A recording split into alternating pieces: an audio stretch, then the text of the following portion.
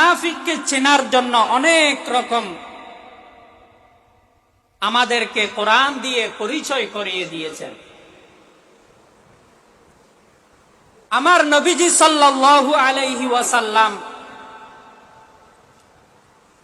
ওই জামানায় মদিনার মধ্যে বড় মুনাফিক ছিলেন আব্দুল্লাহ ইবনে উবাই ইবনে সলুল। ভালো করে বুঝার চেষ্টা করবেন। আমার নবীজির সাথে সব সময় চলাফেরা করতেন। ইভেন কি কেউ যদি দাওয়াত দিতেন রসুলের সাথে সফর সঙ্গী হতেন। সুবহানাল্লাহ। এমন এক বড় মুনাফিক লিডার, যখন উনি তেমনি ভাবে নামাজ মুমিনের মতো, ঈমানদারের মতো, মুসলমানের মতো আজানের সাথে সাথে চলে আসতো। কারণ সংক্ষেপে আপনারা এটা বুঝবেন, যে যে দল করেন বা সংগঠন করেন, প্রত্যেকের সংগঠনের মধ্যে প্রোগ্রাম হয়, ঠিক কিনা? নির্দিষ্ট প্রোগ্রামে বিনা ওজরে আপনি একবার আসেন নাই, দ্বিতীয়বারও আসেন নাই, তৃতীয়বার যখন আসবেন না, আপনার পথ থেকে আপনাকে বহিষ্কার করা হবে। কথা বলেন ঠিক কিনা? তেমনি ভাবে মদিনার মধ্যে ঈমানদারদের লিস্ট ছিল, তারাও মুনাফিক। রাসূল করিম সাল্লাল্লাহু আলাইহি ওয়াসাল্লামকে দেখানোর জন্য ইউরাউনান নাস ওয়ালা ইয়াযকুরুনাল্লাহা ইল্লা কলিলা, তাদের নাম ঈমানদারের মুমিনের লিস্ট থেকে কেটে যাবে বিদায় তারা মুসলমানের সাথে, মুসল্লিদের সাথে কি করত? চলে আসতো ঠিক টাইমে তাকবীর উলার সাথে নামাজ পড়ার জন্য, অথচ তারা কি? মুনাফিক। তেমনি ভাবে তাবুকের যুদ্ধ থেকে যখন রাসূল করিম সাল্লাল্লাহু আলাইহি ওয়াসাল্লাম এসেছিলেন, কয়েকদিন পরে আব্দুল্লাহ ইবনে উবাই ইবনে সলুল সে মৃত্যুবরণ করেছিল। তখন নবী করিম সাল্লাল্লাহু আলাইহি ওয়াসাল্লাম মদিনা শরীফের মধ্যে মসজিদে নববীর আঙ্গিনায় কিছু সাহাবী, বিশেষ করে জলিলুল কদর সাহাবী সাইয়্যিদুনা উমরুল ফারুক রাদিয়াল্লাহু তাআলা আনহু উপস্থিত ছিলেন। ওই সময়ে এক নিউজ নিয়ে এসেছিলেন উবাই ইবনে সলুলের ছেলে আব্দুল্লাহ। নাম কি? আব্দুল্লাহ। তিনি ভারাক্রান্ত হৃদয় নিয়ে, মন ক্ষুণ্ণ করে এসে নবীজির দরবারে এসেছিলেন, কান্না কান্না অবস্থা। হে আব্দুল্লাহ, কি হলো তোমার? ইয়া রাসূলুল্লাহ সাল্লাল্লাহু আলাইহি ওয়াসাল্লাম, আমার পিতা তো দুনিয়া থেকে ইন্তেকাল করেছে।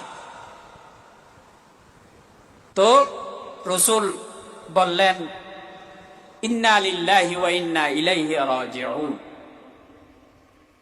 সে বলল, আমার বাবা আমাকে কিছু ওসিয়ত এবং নসিহত করে গিয়েছিলেন জীবদ্দশায়। সে বলেছিল, আমি মারা যাওয়ার সময় যদি নবীজি সাল্লাল্লাহু আলাইহি ওয়াসাল্লাম জীবিত থাকেন, ওনাকে বলবা ওনার চাদর মোবারক, ওনার কাপড় মোবারক দিয়ে যেন আমার কফিন হয় এবং আমার জানাজার সালাতের ইমামতি করে আমাকে নিজ হাতে দাফন করে। সুবহানাল্লাহ। ইয়া রাসূলুল্লাহ, আপনি তো জানেন আমার পিতা মুনাফিক ছিল। তখন রাসূল করিম সাল্লাল্লাহু আলাইহি ওয়াসাল্লাম তার কথা রক্ষার্থে ওই বসা থেকে আব্দুল্লাহ ইবনে উবাই ইবনে সলুলের বাসার দিকে রওয়ানা হলেন। এমন তো অবস্থায় কিছু রিওয়ায়াত পাওয়া যাচ্ছে, বিভিন্ন ইখতিলাফ রয়েছে, তবে আমি মশহুর কওলটা বলি, যেটা প্রসিদ্ধ মত। রাসূল করিম সাল্লাল্লাহু আলাইহি ওয়াসাল্লাম রওয়ানা হলেন। ইতিমধ্যে হযরতে উমরুল ফারুক রাদিয়াল্লাহু তাআলা আনহু এবং নবীজির মধ্যে কথা মার্কেটিং হচ্ছিল। রসুল কারো কথা শুনেন নাই। হযরতে সাথে সাথে তিনি আব্দুল্লাহ ইবনে উবাই ইবনে সলুলের বাসায় গিয়ে উপস্থিত হয়েছেন। এমন তো অবস্থায় জানাজা হাজির। তখন রসুল সে যেভাবে ওসিয়ত করে গিয়েছিলেন, রসুলের জামা মুবারক তার কফিনের সাথে পেঁচিয়েছিলেন। এবং কিছু কিছু রেওয়ায়ত পাওয়া যাচ্ছে রসুল জানাজা পড়িয়েছিলেন, আবার কিছু কিছু রেওয়ায়ত পাওয়া যাচ্ছে রসুল জানাজা পড়ান নাই। যাক, ওদিক দিয়ে যাব না। তখন আমি যেটা জানাজা পড়াইছিল ওটা বলি। জানাজার ইমামতি করার পরে হযরতে ওমর ফারুক রাদিয়াল্লাহু তাআলা আনহু যখন জানাজার সামনে নিয়ে কথা বলতেছিলেন, ওই অবস্থায় উমর বলতেছেন, ইয়া রাসূলুল্লাহ, আপনি কার জানাজা পড়ানোর জন্য উপস্থিত হয়েছেন? আপনি কি জানেন না সে মুনাফিক? মুনাফিক কত বড় ভয়ঙ্কর! আল্লাহ রাব্বুল আলামিন কাফেরদের ব্যাপারে যত সতর্ক করেন নাই, তার চেয়ে অধিক মুনাফিকদের ব্যাপারে আরো বেশি সতর্ক করেছেন। এত বড় ভয়ঙ্কর। কারণ ইন্না আশাদ্দান নাসি আযাবাল কিয়ামাতি যা ওয়াজহাইন, নিশ্চয়ই মুনাফিক তারা যা ওয়াজহাইন, দ্বিমুখিতা আচরণ করে। সকালে একরকম, আসরের নামাজ পড়ে বিকালে একরকম হয়ে যায়। এর সাহায্যে মার হারি হওয়া না, বুঝুন না? সকালে একটা হবো, আবার কিন্তু বিকালে যাই আরেকজন আরেকটা হয়। এগুলা মানুষ সমাজত এখনো আছে, ঠিক কিনা? আল্লাহ হেদায়েত দান করুক, আমরা বলি আমিন। যাই হবে হোক, জানাজা পড়িয়ে ফেলেছেন। এমন তো অবস্থায় রব্বুল আলামিন জিবরাইল আমিনকে আয়াত দিয়ে সাথে সাথে জমিনের মধ্যে জিবরাইল আমিন উপস্থিত হয়ে গিয়েছেন। কোথায় কোথায় বর্ণনা আসতেছে যে যখন জানাজা উপস্থিত হয়েছে, জিবরাইল আসি বলতেছেন, ইয়া রাসূলুল্লাহ, দাঁড়ান, আল্লাহ রব্বুল আলামিন আমাকে ওহী নিয়ে পাঠিয়েছেন। আর কিছু বর্ণনা পাওয়া যাচ্ছে রাসূল করিম সাল্লাল্লাহু আলাইহি ওয়াসাল্লাম জানাজা পড়িয়েছেন, তাকে দাফনও করেছে। তখন জানাজা আরম্ভকালে জিবরাইল আমিন চলে এসেছিলেন বা পড়িয়ে ফেলেছেন।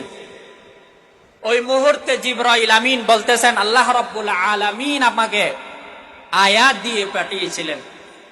ওই আয়াতটা হলো কোরআনুল কারীমের ৯ নম্বর সূরা, সূরাতুত তাওবার ৮০ নম্বর আয়াত, ১০ নম্বর পারা, ১৯ নম্বর পৃষ্ঠার প্রথম লাইন, ইস্তাগফির লাহুম আও লা তাস্তাগফির লাহুম ইন তাস্তাগফির লাহুম ৭০ মাররাতান ফালান ইয়াগফিরাল্লাহু লাহুম। নবী হে, আপনি মুনাফিক বেঈমানদের জন্য দ্বিমুখিতা আচরণ যারা করে তাদের জন্য ইস্তিগফার করেন বা না করেন। ইন তাস্তাগফির লাহুম ৭০ মাররা, যদি তাদের জন্য ইস্তিগফার, ক্ষমা প্রার্থনা যদি দৈনিক একবার না, দুইবার না, ৭০ বারও যদি তাদের জন্য আপনি ক্ষমা প্রার্থনা করেন, লা ইয়াগফিরাল্লাহু লাহুম, আল্লাহ রাব্বুল আলামিন তাকিদ দিয়ে বলতেছেন, লা ইয়াগফিরাল্লাহু লাহুম, কখনো আমি ওই রকম মুনাফিক বেঈমানদেরকে আমি ক্ষমা করব না। সুবহানাল্লাহ। কাফেরদের ব্যাপারে বলা হয় নাই, মুনাফিক কত বড় ভয়ঙ্কর। লা ইয়াগফিরাল্লাহু লাহুম, ওয়াহিদে মুযাক্কার, নুনে তাকিদ দিয়ে বলতেছেন, ফালা ইয়াগফিরাল্লাহু লাহুম, ৭০ বারও যদি আপনি তাদের জন্য ইস্তিগফার করেন, আমি তাদেরকে কখনো ক্ষমা করব না। সুবহানাল্লাহ। ২-৩ আয়াত পরে আল্লাহ রাব্বুল আলামিন আবার আয়াত নাযিল করেছেন, ওয়ালা তুসাল্লি আলা আহাদিম মিনহুম মাতা আবাদাও ওয়ালা তাকুম আলা কবরি।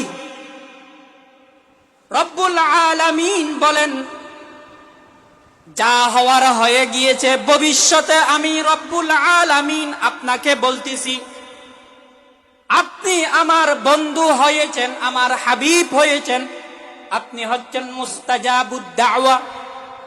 নবীরা দোয়া করলে এখানে কি আর কোনো সন্দেহ থাকে? কথা বলে না। নবীরা দোয়া হোক বদদোয়া হোক, প্রত্যেকজন নবী মুস্তাজাবুদ দাওয়া। এখন বলেছে সাথে সাথে ফয়সালা, সেই হিসাবে আমার নবীর ব্যাপারে তার কোনো প্রশ্নই নেই, ঠিক কিনা?